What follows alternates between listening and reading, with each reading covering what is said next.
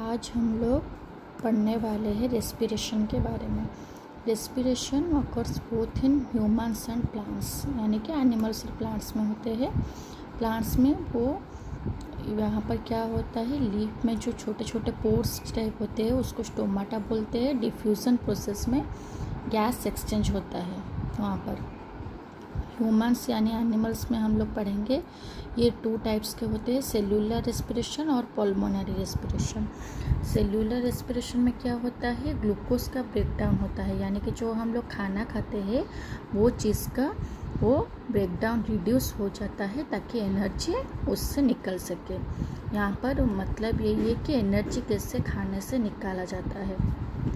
Pulmonary respiration में क्या होता है, वेंटिलेशन इन लंग्स, यानी कि लंग्स में कैसे, फेफड़े में कैसे गैस आता जाता है। ये 2 टाइप्स के होते हैं, इंस्पिरेशन एक्सपिरेशन, यानी कि इनटेक, कौन सा गैस हम लोग अंदर लेते हैं, कौन सा गैस बाहर छोड़ते हैं। आपको पता है हम लोग वो ऑक्सीजन लेते हैं फ्रॉम एयर और कार्बन डाइऑक्साइड छोड़ते हैं, क्योंकि ये हमारे बॉडी में प्रोड्यूस होता है।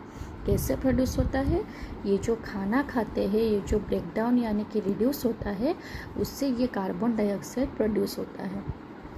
तो ये जो ब्रेकडाउन ऑफ ग्लूकोज है ये 2 तरह के होते हैं, एक तो है एरोबिक रेस्पिरेशन और एक तो है एनारोबिक रेस्पिरेशन। इसका मतलब क्या है, जहाँ पर ऑक्सीजन प्रेजेंस है, हम लोग तो ऑक्सीजन लेते हैं यानी कि हर जगह प्रेजेंस होना चाहिए, लेकिन कुछ जगह पर क्या होता है, मिनिमल होता है या फिर कम होता है, वहाँ पर वो होता है एनारोबिक रेस्पिरेशन, और जहाँ पर प्रेजेंस होता है फुली वो होता है एरोबिक रेस्पिरेशन।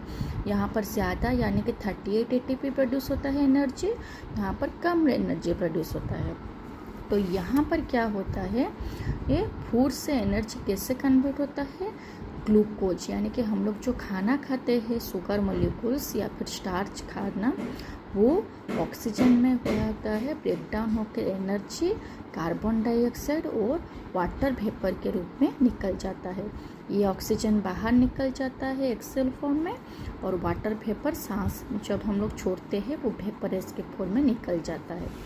यहाँ पर जो ऑक्सीजन वहाँ पे जो ग्लूकोज रिड्यूस हुआ है वो पायरूवेट से निकलता है, वो पायरूवेट निकल के फिर एनारोबिक या एरोबिक वो दोनों में जाता है।